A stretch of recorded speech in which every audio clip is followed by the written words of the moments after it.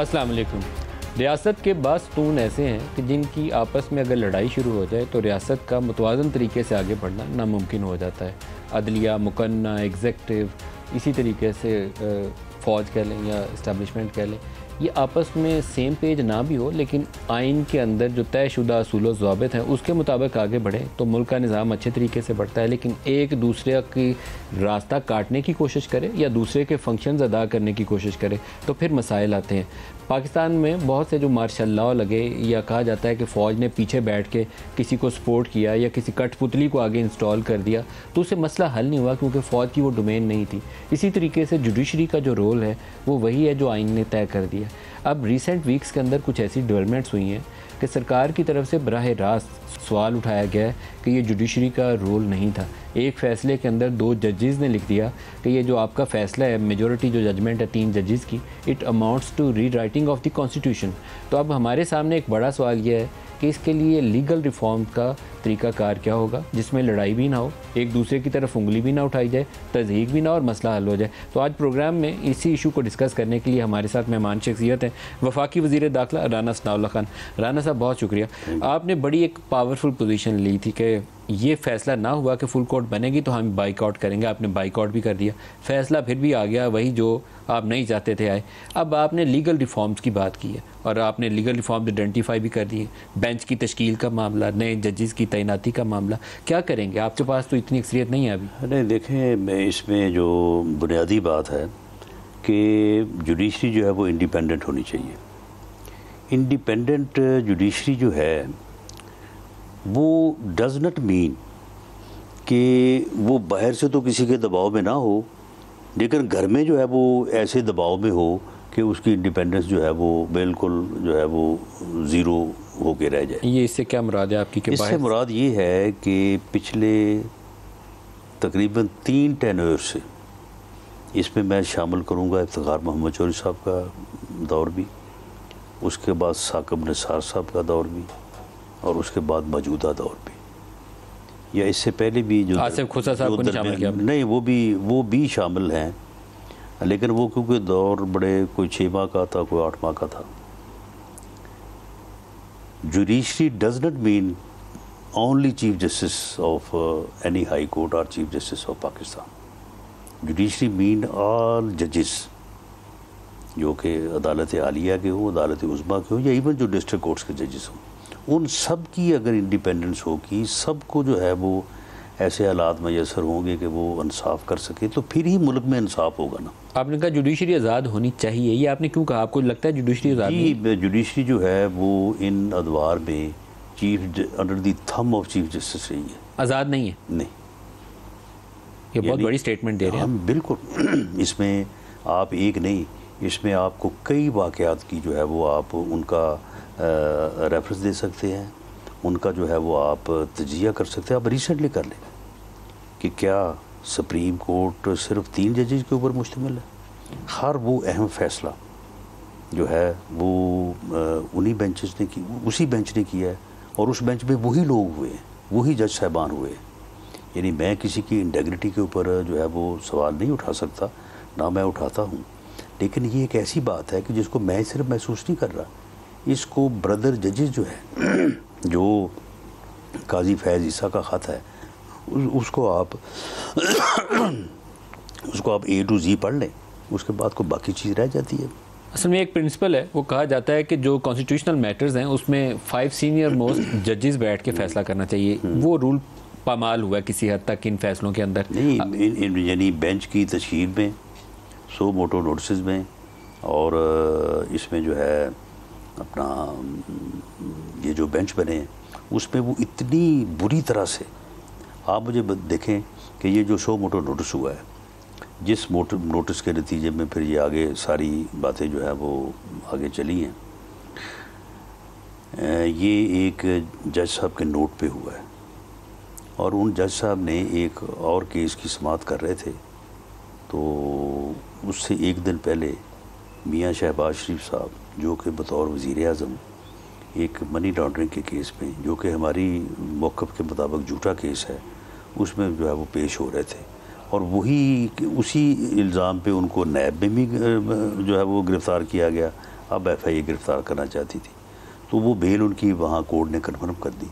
तो जज साहब, चीफ जस्टिस साहब साथ बैठे, तो जज साहब क्वेश्चन उठाते हैं उसके FIA के प्रोसिक्यूटर पे, वो तुम क्या कर रहे थे कल भाई, ये कितने बड़े मुलज़म की ज़मानत जो है वो कन्फर्म हो गई है और आपने किया नहीं वहाँ पे कुछ। अब आप मुझे बताएं कि ये observation in the presence of chief justice जो है वो दी जाए और उसके बाद आप हमें कहें कि जी आप इंसाफ की तवक्को करें उन जज साहबान से, तो हाउ इट इज़ पॉसिबल। 191 है कॉन्स्टिट्यूशन का आर्टिकल, वो आइन का आर्टिकल है, उसके लिए आइनी तरमीम दरकार है जो सुप्रीम कोर्ट को ये पावर्स देता है, उसको आप कर नहीं सकते, अभी आपके पास तादाद नहीं है।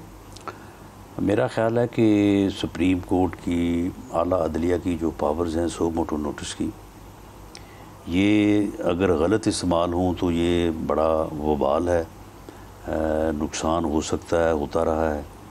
लेकिन अगर ये इन पब्लिक लार्जर इंटरेस्ट अगर इस्तेमाल हों तो ये बहुत बड़ी जो है वो ब्लेसिंग है। ये पावर रहनी चाहिए, ये होनी चाहिए। लेकिन इसमें ये हो जाए कि बजाय इसके कि एक जज जो है वो फैसला, देखिए सुप्रीम कोर्ट जो है जो आइन उसको डिफ़ाइन करता है, सुप्रीम कोर्ट मीन्स द जजेस and chief justice of supreme court. ये सिर्फ चीफ जस्टिस जो है वो सुप्रीम कोर्ट नहीं है।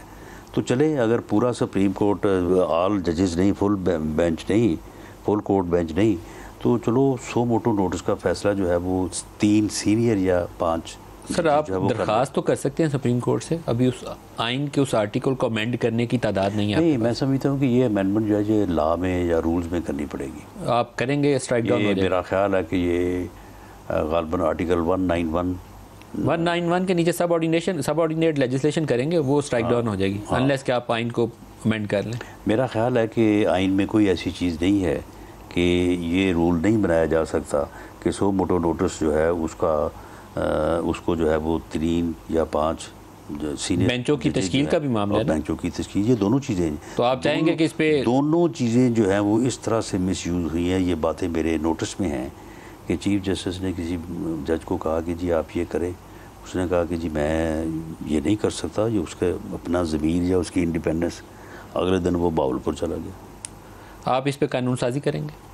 जी, इस पे होनी चाहिए। आप देखें ना, अगर एक हाई कोर्ट का जज जो है वो वैसे तो इंडिपेंडेंट है, उसको आइन, उसको कानून, वो बाहर से किसी के जो है वो अंडर प्रेशर नहीं हो सकता।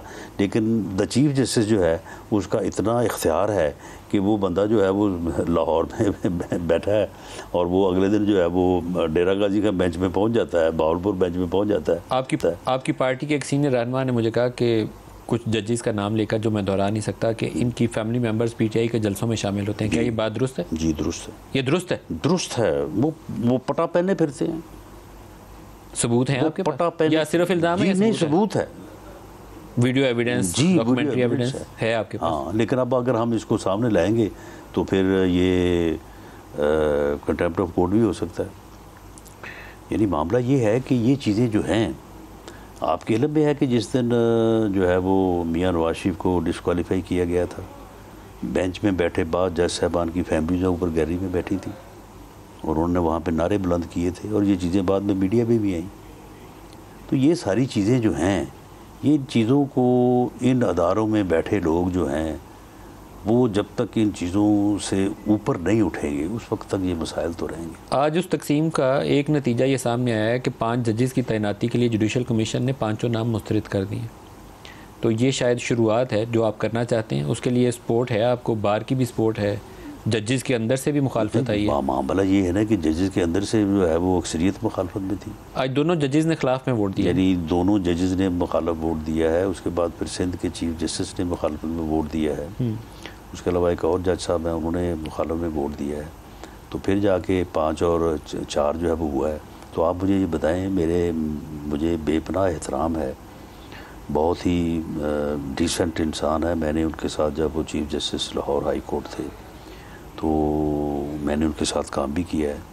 यानी बड़े ही बैलेंस्ड और नरम तबीयत के मालिक हैं। लेकिन मुझे ये खुद सुन के परेशानी हो रही है कि वो ये असेस ही नहीं कर सके कि भाई मैं अपनी बात जो है वो मैं अक़लियत में हूँ, मैं अक्सरियत में नहीं हूँ, तो क्या ज़रूरत थी इस इजलास को करवाने की। ये इजलास मुलतवी हो सकता था जब एक ब्रदर जज ने ख़त लिखा और उस ख़त में उसने, आप वो पढ़ें, वो A to Z पढ़ें, उसमें कोई बात बाकी रही नहीं है। और जो है वो उसमें उन्होंने लिखा कि आप इसको ना करें, इस इजलास को आप एडजर्न करें। तो इसके बावजूद आप जो, आप बहाना भी है, आप इसको एडजर्न नहीं कर रहे। और वहाँ पे जब आपने माहौल को असेस कर लिया है कि आपकी तरफ 4 वोट हैं, दूसरी तरफ 5 हैं, इंक्लूडिंग हिमसेल्फ, उन्होंने अपना वोट भी कास्ट किया, फिर भी वो जो है वो 4 थे सर, एक वरना अदरवाइज तो 3 और 5 होता। तो इस हद तक जो मामला अगर पहुँचाए गए हैं, तो ये मैं समझता हूँ ये इख्तलाफ नहीं है, ये ज़िद है। सर जो भी कहें, ये तकसीम पाकिस्तान के लिए अच्छी नहीं है। बेहतर है कि कुछ रास्ता निकल आए, आगे बढ़ जाएं। वो राना सनाउल्लाह रास्ता निकालने में मदद कर सकते हैं तो आप निकाल दें। आपके लॉ मिनिस्टर जाके बैक चैनल से अटर्नी जनरल इंटरेक्ट कर लें। कोई there should be a forum. बिल्कुल रास्ता निकलना चाहिए। पाकिस्तान के लिए अच्छा नहीं है। जजों के अंदर तकसीम की बात करूँ मैं टीवी चैनल पर बैठ के, मुझे खुद दुख हो रहा है कि मैं ना करूँ। है कि रास्ता जिन्होंने निकालना है, अब उनको अगर रास्ते की ज़रूरत पड़ गई है तो फिर हमारा तो फिर जो है वो नहीं, अल्लाह करेगा उनका एहतराम बरकरार रहेगा, उनकी ट्रांसपेरेंसी भी आएगी। कोई इशू है तो सॉर्ट आउट हो जाएगा। हमें इस खबर से भी और इससे पहले जो बेंचेस के मामला, ये जो बेंचेस की मैंने बात की है कि सिर्फ 3 जजेस का, तो ये बात भी आपके इल्म में होगा कि एक सुप्रीम कोर्ट के जज ने ही इससे पहले भी लेटर लिख के ये बात, इस बात की भी निशानदेही की थी। यानी ये कोई ऐसा नहीं है, मिसाल के तौर पे अगर वो जिस तरह से हम पंजाब में हमें टारगेट किया गया कि बाकायदा, यानी जिस तरह कहते हैं ना, ताक के निशाने लिए गए। जुडिशरी ने तो नहीं ना टारगेट किया कि जुडिशरी को कह रहे हैं? नहीं, मैं जुडिशरी को ही कह रहा हूँ। आप जुडिशरी को कह रहे हैं? बिल्कुल जी। ये कंटेम्प्ट हो जाएगी राना साहब। ये कंटेम्प्ट, अगर कंटेम्प्ट है तो मैं इसके ऊपर जो है वो पेशगी माजरत के लिए तैयार हूँ, क्योंकि मैंने अपनी ज़िंदगी का आगाज़ एक वकील के तौर पर किया है। तो इसलिए मैं अदालत का जो एहतराम है उसको मैं पहले दिन से समझता हूँ कि अदालत का एहतराम किसी भी मुआशरे की जो है वो अमन के लिए, कामयाबी के लिए बड़ा ज़रूरी है। लेकिन मामला ये है ना कि देखें ना कि एक फ़ैसला किया गया और उस फैसले में 25 वोट जो थे, वोट पड़ेगा, कास्ट होगा, गिना नहीं जाएगा। असल में वोट काउंट ना करने का फैसला जो है, ये जो फैसला है, ये अगर कोई ये कह दे कि ये टारगेट करके किया गया है, वरना अदरवाइज़ तो 197 वोट के साथ हमजा शहबाज शरीफ वज़ीर आला थे, और आज की सूरत हाल में आप अंदाज़ा लगा लें कि उनके खिलाफ अदम एतमाद तो मुमकिन ही नहीं था। तो अगर कोई टारगेट कह दे तो मैं नहीं समझता कि ये कोई कंटेम्प्ट वाली बात होगी। लेकिन ये बात कि ये री राइट ऑफ कॉन्स्टिट्यूशन है, ये मैं नहीं कर रहा।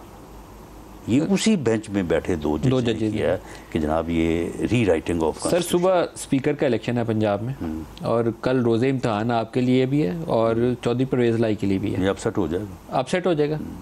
आपका ख्याल है कि वो सिब्तैन साहब स्पीकर का इलेक्शन कल हार जाएंगे, तो आपकी तरफ से कौन उम्मीदवार है वहाँ पे? वहाँ पे सैफुल मुल्क खोखर। तो आपके ख्याल में कल सैफुल मुल्क खोखर ने इलेक्शन जीत जाना है? देखें, जिस लाइन पे वो बात कर रहे हैं, कोई 5-6 वोटों के का मामला है, तो बहरहाल आज रात गए तक ये मसला हल हो जाएगा। हो जाएगा? You are confident? मैं पूरी तरह से कॉन्फिडेंट कि ये हल हो जाएगा। अब कोई मामला होते रह भी सकता है, हो भी सकता है, लेकिन जो मेरे साथ जिक्र हुआ है तो मुझे ये यानी जो है पूरा अंदाज़ा है कि ये हो जाएगा। आपका बंदा जीत जाएगा? हमारा बंदा जीत जाएगा। तो आपका बंदा अगर स्पीकर कल बन गया लाहौर में, तो फिर परसों चौधरी परवेज़ लाई के खिलाफ आप अदम एतमाद की दरखास्त करेंगे या उनको कहेंगे वोट ऑफ कॉन्फिडेंस? हम उनको कहेंगे vote of confidence. Vote of confidence कहेंगे घर जाएं। हाँ, तो ये क्राइसिस, इसका मतलब है अभी टला नहीं है? ये क्राइसिस टल सकता ही नहीं टिल द इलेक्शंस। जिस दिन वो फैसला आया और 25 वोट जो है रिट्रोस्पेक्टिव इफेक्ट में, देखें फिर ये है कि ये फैसला आया, उसके बाद इसका रिट्रोस्पेक्टिव इफेक्ट नहीं हो सकता, कभी हुआ नहीं है। जिस दिन उसका रिट्रोस्पेक्टिव इफेक्ट हुआ उस दिन के बाद ये मामला अब असल में वोट काउंट करना एक ऐसी चीज़ थी जो 63 है कि नीचे नजर नहीं आती। सीट होना तो नजर आता है कि पार्टी लाइन के खिलाफ। ये कि मलिक साहब, आपने भी शायद वो प्रोसीडिंग्स पूरी तरह से, आपको इल्म में होगा कि जब गवर्नमेंट का रेफरेंस जो है वो सुप्रीम कोर्ट में ज़ेर समाअत था, उन्हीं दिनों में उसकी समाअत हो रही थी और यहाँ वोट आ गया था अदम एतमाद के ऊपर, तो बाकायदा वहाँ पे ये बात हुई, बल्कि अटॉर्नी जनरल ने बात की कि जी इन लोगों को वोट कास्ट ना करने दिया जाए क्योंकि ये अभी आप ये मामला कर रहे हैं। तो चीफ जस्टिस साहब ने फरमाया ये आप क्या बात कर रहे हैं, वोट जब पड़ेगा तो वो कास्ट होगा, गिना जाएगा, और उसके बाद वो बंदा जो है वो उसकी डी सीट के लिए पूरा मैकेनिज्म दिया हुआ है आइन में, हम कैसे ये रोक सकते हैं, वोट जो है वो गिना जाएगा, उसके बाद डी सीट रोका नहीं जा सकता, उसके बाद जो है वो डी सीट होगा, जब जुर्म होगा तो फिर सज़ा मिलेगी। ये बात तो बड़ी वाज़ेह है। ये सर जब हम स्टेट इंस्टीट्यूशंस की बात करते हैं तो एक वल्नरेबिलिटी, अभी आरिफ अलवी साहब ने भी उसका तज़किरा किया कि वक्त से पहले तैनाती में हर्ज नहीं अगर हो जाए।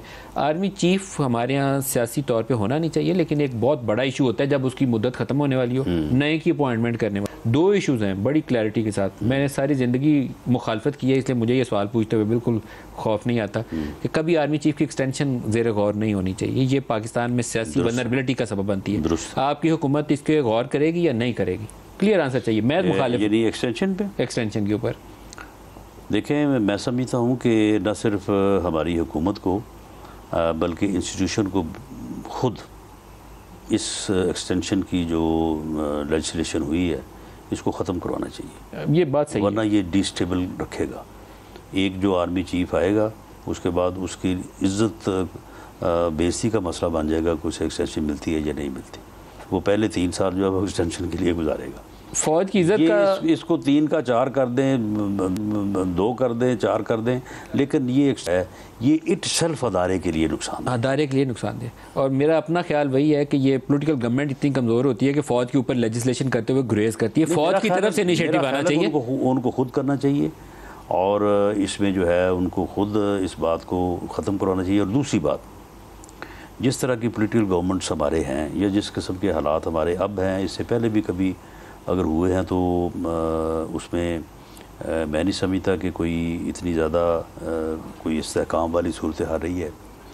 मामला ये है कि इंस्टीट्यूशन जो है वो ऑल पावरफुल है, डिसिप्लिन्ड है, उसके सरबराह की तैनाती जो है वो डिस्क्रिशन नहीं होनी चाहिए। सही, उसके असूल तय कर दें, रूल्स बेस्ड होनी चाहिए, एक तरीकाकार होना चाहिए, और उस तरीकाकार के मुताबिक प्राइम मिनिस्टर के पास समरी है और प्राइम मिनिस्टर अपने उसके ऊपर साइन करें और अप्रूव करके अपॉइंटमेंट कर दें। नो एक्सटेंशन फॉरएवर, ये रूल चेंज होने चाहिए। और जो तैनाती है उसका भी एक तरीकाकार तय है, बिल्कुल लोगों को पता हो कि इस तरीकाकार के मुताबिक ये आदमी जो है ये ऑन टॉप है और इनमें से ये आदमी जो है वो नंबर 1 है और नंबर 1 होना चाहिए। ये अगर ये डिस्कशन है ना कि नंबर 4 को बना दें, 3 को बना दें, ये भी जो है ना ये भी इस मसले का सुप्रीम कोर्ट में ये वजह तनाज़ा बनती थी जब तक ये फैसला नहीं हो गया कि सीनियर मोस्ट चीफ जस्टिस बनेगा। अभी लिखा हुआ तो कागजों में नहीं है कि सीनियर मोस्ट आर्मी चीफ बनेगा, लेकिन आप इस प्रिंसिपल को एज ए सूल शुरू कर सकते हैं। सीनियर मोस्ट को आर्मी चीफ चाहिए। देखें एक आदमी जो है वो आपके ख्याल में होना चाहिए? बिल्कुल, मैं तो समझ, देखें एक आदमी 36 साल जो है और एक यानी हाईएस्ट लेवल के ऊपर एक आदमी जो है वो आता है, तो फिर उसमें और क्या और कौन सी क्वालिटी आपने उसको तलाश करनी है। अब आप देखें ये जो आप बात कर रहे हैं जो हमने की है ये आज के जुडिशल कमीशन के इजलास की, उसमें क्या मसला है? यही मसला है कि उसमें जो है वो सीनियर मोस्ट की बजाय वो पिक एंड चूज़ हो रही है, उस पिक एंड चूज़ से इख्तलाफ आ गया है और पूरा अदारा जो है वो मैं समझता हूँ कि इस वक्त आज इस मरहले के ऊपर जो है वो पूरा अदारा जो है वो यानी आप कह लें, अफसोस कह लें। मुझे तो दुख हुआ है क्योंकि मैं नहीं चाहता कि अदलिया का कोई आदमी भी, कोई जज हो या कोई वकील हो, सब इस बात के ऊपर अगर ये पूछ लूँ, क्या ये मुमकिन है कि सितंबर में आप उनकी तैनाती कर लें? जब मुद्दत पूरी होगी तो वो चार्ज ले लेंगे, 2 माह पहले तो करने में हर्ज नहीं है।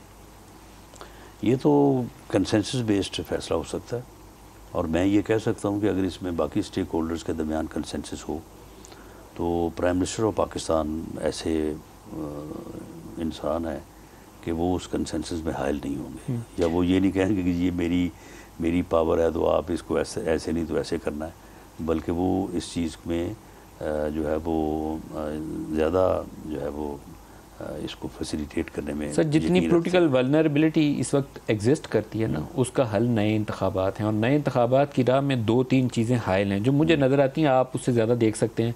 एक हमारा IMF का प्रोग्राम ऑन बोर्ड होना ज़रूरी है ताकि हमारा ये डिफ़ॉल्ट वाला इशू सॉर्ट आउट हो जाए। आर्मी चीफ की तैनाती होना ज़रूरी है और इलेक्टोरल एक रिफॉर्म का ब्रॉडर अंडरस्टैंडिंग होना ज़रूरी है कि हमने किस तरीक़ाकार से और किस इलेक्शन कमीशन के साथ हमने इलेक्शन में जाना है। सितंबर में ये करके आपको केयर टेकर बना देने चाहिए ताकि हम आगे बढ़ें। लेकिन अब देखें ये इलेक्शन कमीशन वाली जो बात है ये आपने भी की है, ये क्यों सर डिस्कस करना चाहिए? क्यों नहीं? इलेक्शन कमीशन जो है वो आइन के एक तयशुदा तरीक़ाकार के मुताबिक जो है वो तैनात हुआ है और किया भी इमरान खान ने हुआ है, लेकिन बहरहाल अभी एक कंट्रोवर्सी है। नहीं तो अभी ऐसा तो कंट्रोवर्सी अगली दफ़ा हम पैदा कर लेंगे। उसका तरीका ये है कि आपस में कंट्रोवर्सी के ऊपर आप अगर चेंज करेंगे तो ये तो फिर लाभ मुतनाई सिलसिला ये तो फिर रोकेगा नहीं। सर उसका यही तरीका है कि आपस में इंगेज कर लें। अगर इसके ऊपर इत्तेफाक राय हो जाए तो फिर इत्तेफाक राय हुआ तो ये तैनात हुए थे। अब तो दोबारा कंट्रोवर्सी है, उसके बगैर इलेक्शन में जाएंगे तो वो कहेंगे मैं इसका नतीजा नहीं मानता। तो फिर अगर अभी 15 सीटें इसी के नीचे जीती हैं, लेकिन बहरहाल कंट्रोवर्सी एग्जिस्ट करती है। तो फिर आपस में बात करें, बात करें आप। लेकिन अगर वो फिर नतीजा उनकी मर्जी का ना हो कहेंगे मैं नहीं तस्लीम, तो फिर डी चौक में खड़े होंगे और हम इसी तरह बहरान में रहेंगे। इस बहरान से निकलना है ना पाकिस्तान को। नहीं तो इस बंदे के होते हुए पाकिस्तान बहरान से नहीं निकल सकता। तो बंदा तो इधर ही है सर, पार्टी का हेड है। बस फिर पार्टी और पहले से ज़्यादा तगड़ा है अभी। तो बस मामला ये है कि ये कौम को इसकी शनाख्त करनी चाहिए, इसका इदराक करना चाहिए। ये बंदा जो है इस कौम को हादसे से इस मुल्क को दो चार कर देगा। ये 3.5 सालों में भी ले गया था मुल्क को उस सतह पे, अब दोबारा जो है वो उस सतह पे लेके जा रहा है। अगर इसकी आपने इसको आइडेंटिफाई ना कौम ने किया और कुछ उसके पीछे जो है वो गुमराही में लगे हुए हैं वो लगे रहे तो ये फिर इस मुल्क और इस कौम का फिर जो है अल्लाह ही हाफ़िज़। मौलाना फजलुर रहमान ने बयान कल बड़ा ख़तरनाक दिया। वो कहते हैं कि अटक के उस पार से कुछ हमायत हासिल है। अटक के उस पार से क्या हमायत हासिल है सर? वो अंडरस्टूड है, वो आपके लिए भी अंडरस्टूड है, आप भी यही समझते हैं? बिल्कुल आप भी समझते हैं? नहीं देखें ये जो गुरेज कर गए कहते हैं ज़िमनी इलेक्शन जो है ना, इसमें मेरे अंदाजे के मुताबिक तो कुछ नहीं हुआ। ज़िमनी इलेक्शन पंजाब में था, वो किसी और कॉन्टेक्स्ट में कह रहे हैं, क्या ओवरऑल वहाँ से है सपोर्ट उन्हें? देखिए जी, अगर फैसला करने वाले लोग पिंडी में बैठे हैं तो किसी और जगह से कोई सपोर्ट नहीं हो सकती। आप कवर कर गए बात? नहीं कवर नहीं, ये बड़ा देखें ये तो पाकिस्तान आर्मी का एजाज़ है, वो बड़ा डिसिप्लिन अदारा है सर। इसको कहा जाता है वन मैन आर्मी के ऊपर जो चीफ बैठा है ना, चीफ के नीचे दाएं से बाएं कोई हिल नहीं सकता। तो लेकिन अदलिया के अंदर जो चीज़ नज़र आई मुझे, अगर वो वाला एक अलहदा थाट्स हो सकती हैं और अलहदा थाट्स अगर असर्टिव हो रही हैं तो फिर एक इशू है। देखें ये बात जो है ये इसी तरह से की जाती है, इसी तरह से रहनी चाहिए, इसी तरह से होनी चाहिए, लेकिन अब उधर भी वेव्स जो है वो सुनाई दे रही हैं वहाँ पे भी वेव्स। अब यानी जिस तरह से ये जुडिशरी में भी तो नहीं होनी चाहिए ना, तो ये तकसीम उधर भी आपको है। वेव्स नज़र आ रही थी और उसके बाद शुरू हो गया। ये आपके ख्याल में वेव्स उधर भी लोग बात कर रहे हैं सोशल मीडिया पे, आप भी देखते हैं, मैं भी देखता हूँ, बात हो रही है इस वक्त। तो मेरे ख्याल में जो मैंने अभी आपसे डिस्कस किया कि सितंबर में तैनाती करके आगे बढ़ जाया जाए, उसमें मज़ायका नहीं है, ताकि ये बेयकीनी ख़त्म हो, पाकिस्तान को आगे बढ़ाएं। क्यों पाकिस्तान को नीचे बैठा रहे हैं? लेकिन इसमें ये है ना कि इसमें सिर्फ गवर्नमेंट का ऑन बोर्ड या इसमें ऊपर आमादा हो जाना काफ़ी नहीं होगा, इदारे का भी आमादा होना ज़रूरी है। ये बात सही है। एक ब्रेक ले लेंगे, हमारे साथ रहिएगा।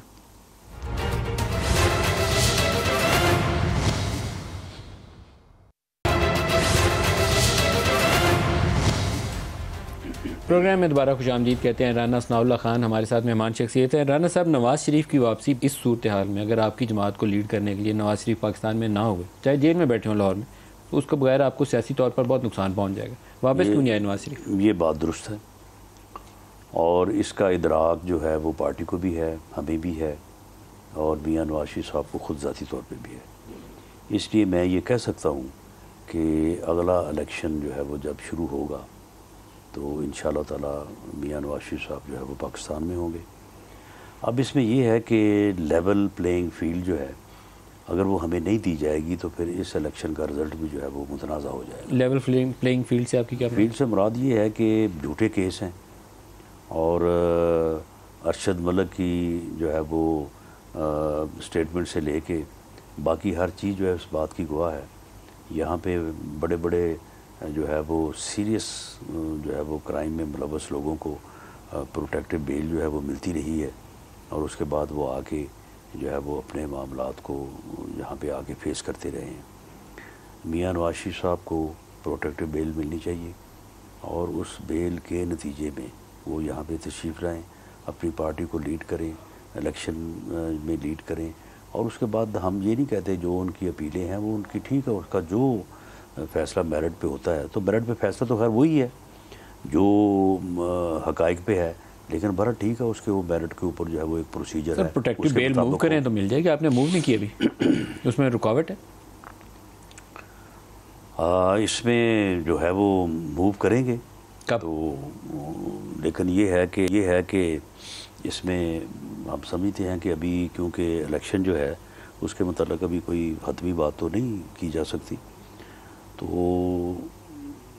लेकिन मैं आपको ये बात भी कह दूं कि अगर यानी फॉर आर्गूमेंट्स में बात कर रहा हूँ, अगर ऐसा होता है तो ये दुरुस्त नहीं होगा और हम इसको किसी तौर पे जो है वो तस्लीम नहीं करेंगे।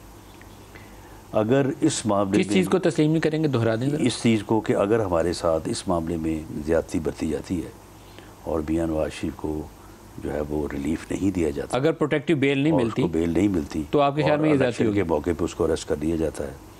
ऐसी सूरत में भी मैं पार्टी में इस बात का हामी हूँ और मैं समझता हूँ कि मियां नवाज शरीफ की भी सोच यही है, वो इस सूरत में भी वापस आएंगे। फिर क्या करना चाहिए? वापस आएंगे। देखिए, दो आपके मेन बंदे वहाँ बैठे हुए हैं, इसाक डार और नवाज शरीफ। दोनों को मेरे अपनी ज़ाती सोच थी कि बाई इलेक्शन पंजाब में बड़ा अच्छा टाइम था, नवाज शरीफ को आके लाहौर में एक तकरीर कराते, आपका माहौल बन जाता, आपका कोई बंदा नहीं था लीड करने के, आपने निकाला, उसको भी अखीर में कोरोना हो गया, तो आपने ना नवाज शरीफ से कोई एड्रेस करवाया, वहाँ से भी करवा सकते थे, वो स्क्रीन लगा के जैसे करते हैं वही करवा देते, नहीं करवाया आपने। मुझे लॉजिक नहीं समझ आई आपकी, क्यों नहीं करवाया आपने? देखिए, इसमें बड़ी कॉम्प्लिकेशंस थी। क्या थी इसमें? ये जो हमारे कैंडिडेट थे, ये 20 लोग जो थे, एक तो इनके ऊपर 3.25 साल की इंतहाई नाअहल नकम्मी हुकूमत का मलबा था। लोटा होने की छाप थी जी, लोग नारे लगाते थे उनके। लोटा होने के अलावा देखे ना, लोटा तो उन्हें कहते थे ना PTI वाले जी, लोटा होने के अलावा जो आम वोटर है ना, आम बंदा है, वो भी उनसे ज़ाती तौर पे क्वेश्चन करता था। एज़ पंजाब प्रेसिडेंट मैं पूरे तमाम हलकों से मैं जा तो नहीं सकता था, लेकिन मैं किसी न किसी तरह से राब्ते में रहा हूँ। लोग ज़ाती तौर पे सवाल करते थे कि आप 3.25 साल कहाँ रहे हैं, आप हमें मिले नहीं हैं, आपने हमारा कोई काम नहीं किया, आपने कोई गली, कोई सड़क, कोई पार्क नहीं आपने बनाया, और वाकई नहीं बना, आपने हल्के को जो है वो खंडर बना दिया। लोग ये आपने हमारे खिलाफ पर्चे। आप सोचते हैं कि आपने इनको टिकट दे के गलती की? नहीं, जो मुआहदा हो चुका था जहांगीर तरीन से और अलीम खान से, वो तो आपको देनी थी, उसको जो है वो, लेकिन अब आइंदा इलेक्शन में नहीं देंगे। अगर ओबे ना करते तो उसकी भी जो है वो सूरत हाल बड़ी हमारे लिए डैमेजिंग होती। तो ये एक तो ये इनके ऊपर मलबा था। दूसरा ये है कि मैं एज़ प्रेसिडेंट PMLN पंजाब तस्लीम करता हूँ कि हमारे जो वहाँ पे लोग थे जिन्होंने इनके साथ 2018 में इलेक्शन लड़ा था, कोई 1000 वोट से या कोई 2000 वोट से हारा था, या जैसे हराया गया था, 3.5 साल से वो इनके साथ बरसरे पैकार था, पर्चे दर्ज हो रहे थे, लड़ाई हो रही थी, झगड़ा हो रहा था। उस बंदे को जब हमने कहा ना कि भाई तुम अब इसको कंधों पे उठाओ, वो आदमी नहीं साथ। वो आपके लोगों ने उसके मुखालिफ काम किया। लेकिन आपने मेरे सवाल का जवाब नहीं दिया। नवाज शरीफ की आप तकरीर करवा सकते थे लाहौर में, आपने क्यों नहीं करवाई? बड़ा असर पड़ता, 3 हल्के आ रहे हैं आप लाहौर शहर के अंदर से। मेरा ख्याल है कि मियां नवाज शरीफ साहब की तकरीर जो है वो पूरा वहाँ पे जो है माहौल भी बनता, लेकिन जो जिस जगह पे असर नहीं ना हुआ अपना मरीम नवाज़ की स्पीच का, उस जगह को शायद उसका भी ना हो। उसका भी नहीं था। उसकी वजह ये है, लेकिन क्या ये स्ट्रेटजी थी कि आपने उसका नहीं करवाया पूरी इलेक्शन? नहीं, स्ट्रेटजी कोई नहीं थी, लेकिन मरीम नवाज़ हमारी पार्टी में उसकी जो पॉपुलैरिटी है, क्राउड पुलिंग कैपेसिटी जो है, जिस तरह से वर्कर उसको रिस्पॉन्ड करते हैं, तो आप यकीन करें कि मरीम नवाज़ अगर जलसा में मौजूद हो तो फिर लोगों की और कोई इससे ज़्यादा ख्वाहिश आगे नहीं होती, क्योंकि वो बोलती भी अच्छा है और लोग उनको बहुत ज़्यादा जो है वो एडमायर करते हैं। तो अगर किसी जगह पे उनको कहा जाता तो वो कर भी देते, लेकिन मेरा ख़्याल है कि इसका भी कोई ऐसा असर जो है वो इसलिए ना होता कि जो ये हमारे लोग थे ना, ये बाकायदा जलसों में पूरा आए हैं, जिंदाबाद मुर्दाबाद उन्होंने पूरा किया है, जोश जज्बा भी किया है, वोट नहीं डाले, लेकिन उन्होंने ये समझा कि अगर ये कामयाब हो जाएगा तो फिर हमने कहाँ से आज़ाद करनी। लेकिन इससे एक मतलब ये भी है कि नेक्स्ट इलेक्शन में आप इन लोगों को वोट के लिए, टिकट देने के लिए कंसिडर नहीं करेंगे, जो पार्टी छोड़ के हमें इस चीज़ को मैं समझता हूँ कि एक मौका था उस मौके के ऊपर पार्टी को ऐसा करना चाहिए था। पार्टी ने अगर नहीं किया या हमसे नहीं हुआ, हमने गलती की। देखें, मुआहदा तो हो गया, मुआहदे होने के हालात और थे। अब उसके बाद उस मुआहदे को पूरा करना था। अगर उस मुआहदे को पूरा करने पे जब टिकट का मसला आया था, तो उस वक्त इन 20 हलकों में से अगर 8-10 जगह पे आप टिकट चेंज कर देते, 8-10 जगह पे दे देते, जो 8-10 जगह पे जिनको ना देते उनको वैसे अदरवाइज़ कोई पोजीशन देकर उनको कंपनसेट कर लेते, तो आप यकीनन आज 20 में से 15-16 सीटों के ऊपर आप कामयाब होते। लेकिन हमने ये नहीं किया। जनरल इलेक्शन में तो अब आपके ऊपर वजन नहीं है ना? 6 सीटें जो हैं, 6 सीटें तो मुस्लिम लीग लोगों ने सीधा सामने आगे हरवाई है ना सर। तो जनरल इलेक्शन में तो अब आप पे वजन नहीं है, तो आप अपने वर्कर्स को वोट दें जी। उसमें जो है हमें इस चीज़ को पेश नज़र रखना चाहिए, और मैं पार्टी में इस बात का दाई हूँ कि हमें हल्का टू हल्का सूरत हाल देखनी चाहिए। यहाँ पे अगर कोई निकल सकता है तो चले, हम इतनी भी वादा खिलाफी नहीं करेंगे। अगर कोई निकल सकता है तो चलो उसको कर लेंगे। अगर किसी जगह पे कोई रुकावट है तो फिर उसे भी चाहिए कि वो ज़िद ना करे, आज इस बात को अपने लिए भी और हमारे लिए भी नुकसान देना करे। और वहाँ पे जो है वो जो आदमी इलेक्शन निकाल सकता है उसको अकोमोडेट किया जाए, उसे बाद में जो है वो गवर्नमेंट में किसी न किसी जगह पे कंपनसेट कर दिया जाए। पीडीएम का इजलास चल रहा है और बहुत से लोगों का ख्याल ये है कि नून लीग हामी है कि जल्दी इंतखाबात की तरफ जाया जाए, क्योंकि ये जो बोझ है इतना बड़ा इकॉनमी का, ये और उठाया और नुकसान होगा। क्या सोच है? नहीं, नून लीग तो 2020 में भी हमने देखा कि जल्दी इलेक्शन होना चाहिए। जिस दिन अदम एतमाद की तहरीक कामयाब हुई है, देखिए अदम एतमाद की तहरीक एक ऐसी हुकूमत जो हमारे नज़र में मुल्क को तबाह कर रही थी, इकॉनमी का बिठा रही थी, जो एक ज़ालिम हुकूमत थी, जो लोगों के खिलाफ झूठे मुकदमात बना रही थी। एक ऐसा शख्स मुल्क के ऊपर मुसल्लत था जो अपने मुखालफिन को गालियाँ देता था, हर वक्त इस टो में था कि मैं इनको किस तरह से ख़त्म करूँ। ऐसी हुकूमत के ख़िलाफ़ वोट ऑफ नो कॉन्फिडेंस होना चाहिए था। बिल्कुल वो दुरुस्त फ़ैसला था। उस फैसले को जब हमने देखा कि ये कामयाबी की तरफ जा रहा है, हमने उसका साथ दिया। उसके बाद फिर, लेकिन उस वक्त भी हम हामी थे कि नो कॉन्फिडेंस का वोट कामयाब होने के बाद जो है वो हमें जो है बाद में इलेक्शन में जाना चाहिए। अब उसके बाद फिर इलेक्शन में ना जाने का फ़ैसला जो है वो वैसे PMLN का फ़ैसला नहीं था, वो फ़ैसला इत्तेहादी जमातों का था, और उस फैसले को हमें तस्लीम करना पड़ा। और उस वक्त जो आर्गूमेंट दिया गया, वो आर्गूमेंट जो है वो कोई इतना गलत नहीं था। वो आर्गूमेंट देखें, उस वक्त जो इकोनॉमिस्ट थे, जो और लोग थे, उन सबसे भी मशवरा किया गया। लोगों ने कहा कि जी जो इस वक्त सूरत हाल है, अगर आप केयर टेकर के सुपुर्द करके गए, केयर टेकर को तो IMF जो है ना वो बात भी नहीं करेगा उनके साथ तो वो टेबल पे बैठेगा भी नहीं, और ये मुल्क डिफ़ॉल्ट में चला जाएगा। तो जब ये श्रीलंका बना तो फिर किस इलेक्शन की आप बात करें, कौन से इलेक्शन में आप जा रहे हैं? अभी आपने क्या तजवीज़ किया? तो ये जो है उस वक्त इस आर्गूमेंट को जो है वो हमने तस्लीम किया, और मुल्क को डिफ़ॉल्ट से बचाने के लिए हम जो है वो गवर्नमेंट में गए। लेकिन इस मौक़िफ़ को, इस बयानिए को हम पूरी तरह से जो है वो उजागर नहीं कर सके, लोगों के सामने नहीं ला सके। मैं समझता हूँ कि ये सियासी तौर पे हमारी कमज़ोरी है। अब आज आपने कोई नून लीग ने पोजीशन ली है PDM में कि अर्ली इलेक्शंस की तरफ जाना चाहिए या नहीं जाना चाहिए? देखें जी, इसमें पार्टी लीडर की तो राय वही थी जो पार्टी की राय जो मैंने आपके साथ डिस्कस की है, हमारी आज भी रही यही राय है।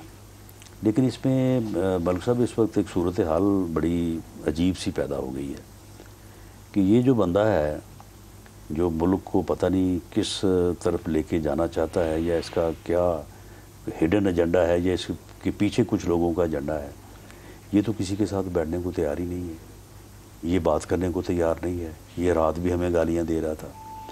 अब ये बात किए बगैर बात आगे कैसे बढ़े? क्या आप समझते हैं कि हम कौमी असम्बली डिज़ोल्व कर दें और उसके बाद पंजाब में QD का वज़ीर आला है, KPK में PTI का, सिंध में जो है वो हुकूमत है पीपल्स पार्टी की, बलूचिस्तान में BAP की, तो हम फिर इस सूरत हाल में फिर हम खबर सुनने में आई है कि कोई जो सॉफ्ट इंटरवेंशन यही है कि आपको बिठाने के लिए तैयार हैं कि वो हम बिठाते हैं आपको? अभी तक तो कोई सॉफ्ट इंटरवेंशन नहीं है, कोई पैगाम नहीं आया राना साहब? इस सूरत में तो हम इलेक्शन में नहीं जा सकते। नहीं, वो तो बैठेंगे इकट्ठे फैसला करना नहीं तो फिर या ये जो है ये KPK और पंजाब असम्बली करे ना डिज़ोल्व।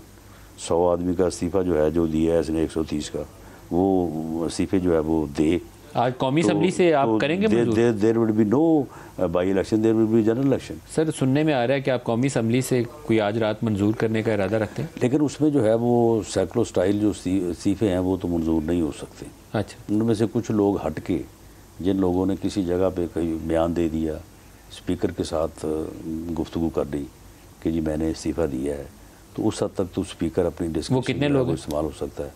ये लोग अभी स्पीकर साहब इसके ऊपर वर्किंग कर रहे हैं, मुझे उनकी तादाद का नहीं पता, लेकिन जिन लोगों ने हाउस में ये कहा था कि जी हम मुस्तफ़ी होने को तैयार हैं, वो तो 3-4 ही हैं।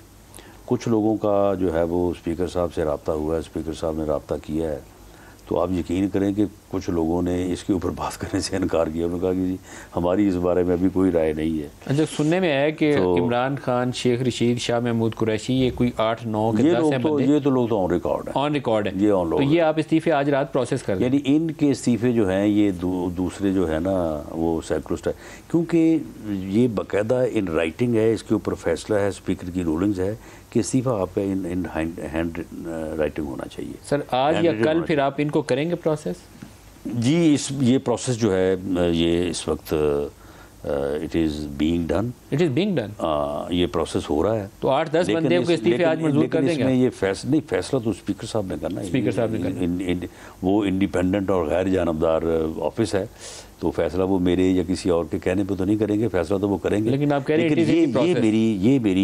मेरे इल्म में है, बीइंग इंटीरियर मिनिस्टर, कि जो प्रोसेस है वो चल पड़ा है। तो 8-10 बंदे तो गए उनके, मेरा ख्याल है। तो इससे कोई फ़ायदा होगा, सियासी दबाव पड़ेगा इस पर? इससे क्योंकि एक विंडो ओपन रखने का भी ऑप्शन अच्छा होता है कि विंडो खुली है शायद वापस आ जाए, तो विंडो बंद कर दें। विंडो जो है ना, विंडो जो है वो ओपन हम रखें, वो रखें। मामला जो है, जो अब मामला जो है ये जो है वो सियासी अदम इस्तेहकाम जो है, एक तो इस वक्त ये मुल्क को खोखला कर रहा है। ये जो डॉलर की परवाज़ है ना, इसमें कोई और वजह नहीं है। एक IMF का मुआहदा IMF का मुआहदा क्यों नहीं हुआ? उसकी वजह यह है कि इन्होंने जो उनके साथ शराइत तय की थी वो इतनी गंदी शराइत थी कि उनको पूरा करना जो है वो मुमकिन नहीं है। हमने सर उस सऊदियों ने हमें 4-5 अरब डॉलर के जो पैकेज देने थे ना, UAE ने वही लेके अभी तक वो बैठे हुए हैं। हमारे दोस्त मुल्क हैं, आप उनको प्रोसेस नहीं करवा सके वक्त तो पे। मामला ये रुकावट बनी हुई है। मामला ये है कि जो IMF है वो इस बात पे कि जी आपने कंडीशंस को वायलेट किया है, आपने वादा पूरा नहीं किया, इसलिए हम किसी कीमत पे जो है वो। सर सऊदी अरब से हमें क्यों नहीं मिल सका? हमारे तो वो भाई हैं, हम तो हर वक्त उनको गले लगाने पे तैयार बैठे होते हैं। IMF पे बगैर वो भी नहीं करने को तैयार, तो IMF जो है वो इस कदर जो है, आप हमसे कहते हैं कि भाई ये देखें उन्होंने आपसे जो है वो वादा पूरा नहीं किया था, उन्होंने तेल की कीमत कम की थी, इसमें हमारा, वो कहते हैं जी हमें इस बात से कोई तलक नहीं, ये पाकिस्तान गवर्नमेंट है, हमें आप हैं, कोई है, हमें किसी से कोई गर्ज नहीं है। आपने हमारे साथ ये शराइत 240 पे आज बंद हुआ है, आपने जो है वो हमें जो है वो 240 पे आज डॉलर बंद हुआ है, तो फिर अगले 4-5 दिनों में कम पहुंचेगा। IMF के साथ जब तक एग्रीमेंट नहीं होगा, जब तक कब होगा सियासी अदम इस्तेहकाम दूर नहीं होगा, ये डॉलर की परवाज़ जारी रहेगी और महंगाई की परवाज़ भी जारी रहेगी। तो IMF से एग्रीमेंट कोई करीब में है या कोई नहीं? देखिए करीब में अब मामला ये है कि अब उनकी शराइत तो सारी पूरी कर दी गई है, तो फिर रुकावट अब ये करीब में जो है वो होना चाहिए। वो सियासी अदम इस्तेहकाम IMF को भी, वो भी तो देख रहा है ना कि इनका क्या बन रहा है। यानी ये जो हमने ये तमाशा लगाया हुआ है मुल्क में, और वो तमाशा जो है वो सियासत से फाट के जो है वो और जगहों पे भी लगना शुरू हो गया है, तो ये इस मुल्क के लिए बड़ा नुकसानदेह। सर आज आपकी पूरी पार्टी ऊपर से नीचे तक फॉरेन फंडिंग के ऊपर बड़ा शोर कर रही है। कोई प्राइम मिनिस्टर भी ट्वीट कर रहे हैं, राना सनाउल्लाह प्रेस कर रहे हैं, 2 और प्रेस कॉन्फ्रेंस कर रहे हैं, PDM के झंडे के ऊपर आया हुआ है। आज कोई खास दिन नहीं, आज खास दिन इस हवाले से कि इस हफ्ते में ये पक्की बात थी। अब देखें ना, पहले तो था ना कि डिले है, डिले इस वजह से है कि जी वो एडजर्नमेंट ले लेते हैं, वो पिटीशन कर देते हैं, वो रिट कर देते हैं। वो भाई अब तो फैसला महफूज है, और ये महफूज फैसला जो है ये 2-4 दिन में होना चाहिए था। अब पिछले हफ्ते ये कह दिया गया, ये तसर मिला कि जी अगले हफ्ते हो जाएगा। अब ये वीक भी जो है वो गुजर रहा है, वीकेंड आ गया। कोई वजह ख़ास है इसकी? देखें जी, अगर ख़ास वजह नहीं है तो फिर ये क्यों नहीं हो रहा? हमें ये शक है कि इसमें कोई ख़ास वजह है। ये क्या बात हुई? ये शक तो बिला वजह नज़र आता है मुझे। कोई नहीं, बिला वजह इसलिए नज़र आता है कि फिर क्यों नहीं हो रहा ये। अनाउंस होना है, वो लिख लेंगे पूरा। नहीं तो 7-8 साल आपने सुनवाई कराई है, वो लिखे टाइम तो बंदे को तो लिखने के लिए 2 दिन 3 दिन 4 दिन 7 दिन हो जाएगा, 1 आध दिन में आ जाएगा। लेकिन उसमें से अगर कोई कट्टी कट्टा ना निकला, आपने जो उम्मीदें निकाली हुई हैं बड़ी, तो फिर आपको अफसोस ही होगा। यही बड़ी जाती होगी, तो फिर तो हम समझेंगे कि ये जो डिले हो रहा था फिर इसी वजह से हो रहा था। आपकी ख्वाहिश पे तो नहीं आएगा ना, उसमें से कुछ निकलना भी चाहिए। कट्टे को निकालने के लिए हो रहा था, कट्टी कट्टा निकलने के लिए ट्रांजैक्शन नहीं, उसमें कट्टी कट्टा बीच में है, उसमें कट्टा भी है कट्टी भी है, वो देखा वो 2 जमा 2 4 ये यानी फॉरेन फंडिंग ममनूआ फंडिंग जो है ये तो अकाउंट्स में साबित है, स्टेट बैंक की कितनी ममनूआ फंडिंग है जी? क्योंकि वो मैंने सुना है चंद हज़ार डॉलर। नहीं वो $7.5 लाख है। $7.5 लाख की है। और ये तो वो है ना जो पकड़ी गई है, पता नहीं अब वैसे कितनी होगी। और उसके बाद वो 4 लोग हैं, ये लोगों के तो चपरासी और गोल गप्पे वाले और रेडी वाले जो गिनते हैं, अपने भी बताया ना कि वो कौन है 4 जिनके अकाउंट्स में सारी ये ट्रांजैक्शन हुई हैं। ये क्यों करता रहा है खुद इस तरह से? दूसरों के लिए तो बड़ी अजीबोगरीब बातें करता है। सर प्रोग्राम के बिल्कुल एंड पे आ गए, आखिरी 1-2 मिनट है। पंजाब के इलेक्शन में स्पीकर का इलेक्शन सीक्रेट बैलेट पे, और आपको बड़ी उम्मीद है कि आपका बंदा कल इलेक्शन जीत जाएगा। चौधरी शुजात की पोजीशन अब क्या है? पार्टी प्रेसिडेंट हैं, क्या वो अपना पार्लियामेंट्री लीडर को चेंज कर सकते हैं या पार्लियामेंट्री पार्टी अपने सदर को चेंज कर सकती है? क्या पोजीशन? देखें, जो गेम चल रही है इस वक्त, जो क्यूली का जो आइन है, उस आइन के तहत the president is all powerful. President जो है वो पार्लियामानी लीडर का भी तकर्र कर सकता है, उसको वो हटा सकता है, उसको वो डायरेक्शन दे सकता है। अच्छा, यानी पार्लियामानी पार्टी को, पार्लियामानी लीडर को डायरेक्शन देने का भी इख्तियार जो है वो उसके पास है। ये उनके कॉन्स्टिट्यूशन में, उनका कॉन्स्टिट्यूशन। तो Chaudhry Shujaat is all powerful. ये तो अब फैसला आ गया, अब फैसले का हम क्या कर सकते हैं। लेकिन अगर वो उसके कॉन्स्टिट्यूशन को देखते हैं, इन चीज़ों में अगर जाते तो ये फैसला जो है ये नहीं हो सकता था। तो फिर पंजाब में जब भी चौधरी शुजात के ख़त की अगली दफ़ा ज़रूरत पड़ी या वो नया पार्लियामेंट्री लीडर लगाने की नौबत आई, तो चौधरी शुजात हुसैन की एक कुगी काफ़ी है। बिल्कुल बिल्कुल। तो फिर तो आप तगड़े खड़े हैं, फिर परेशान क्यों हैं? फिर नहीं तो हम बिल्कुल परेशान नहीं हैं।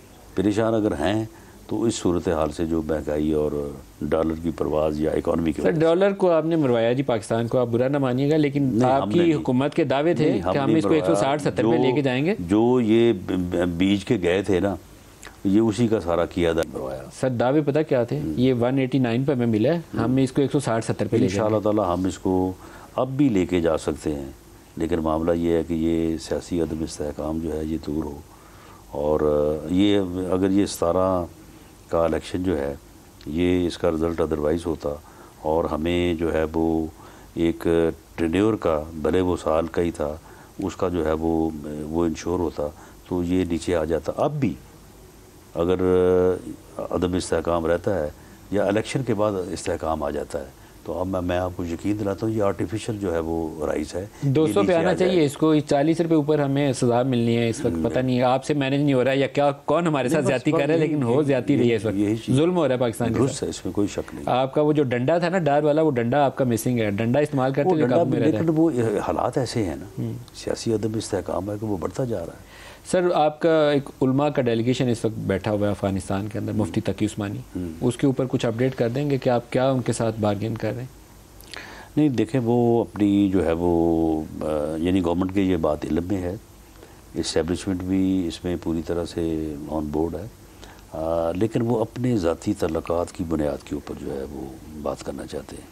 लेकिन जो हम और लोगों के ज़ाती तल्लुकात हैं, जो डिस्ट्रिक्ट जम कर चुके हैं, जो डिस्ट्रिक्ट जम कर चुके हैं और पाकिस्तान के आइन का दायरा कर और पाकिस्तान की अदालतों का दायरा कर ट्राइबल एरियाज तक बढ़ा चुके हैं, उसमें कोई रिवर्सल नहीं होगी। नहीं, वो तो हमने तय कर दिया है कि कॉन्स्टिट्यूशन से कि अंडर दी कॉन्स्टिट्यूशन मुज़ाकरात होंगे, ओवर दी कॉन्स्टिट्यूशन नहीं होंगे। लेकिन ज़ाती तल्लुकात का मसला, जिस तरह से एक दिन इसी तरह से मीटिंग हो रही थी तो मौलाना फजल रहमान साहब ने भी प्राइम मिनिस्टर से कहा था कि प्राइम मिनिस्टर आप हमें क्या समझते हैं, हमारे भी वहाँ पे लोगों के साथ बड़े तल्लुकात हैं और इस हिस्से में अगर कभी ये हो रही थी वो कोयले की वो जो इंपोर्ट वाली, तो अगर आप चाहेंगे तो हम इस पर एक मौसर किरदार जो है वो अदा कर सकते हैं। तो लोगों के अपने ज़ाती तल्लुकात हैं, उन ज़ाती तल्लुकात की बुनियाद के ऊपर अगर उनको वो ये मना लें कि भी प्लीज़ आप अंडर दी कॉन्स्टिट्यूशन बात करें तो ये अच्छी बात है। ये राना सनाउल्लाह खान वफाकी वज़ीर दाखिला, बहुत शुक्रिया आज के प्रोग्राम में आप। Thank you. आज के लिए इतना ही इजाज़त दीजिए। अल्लाह हाफ़िज़।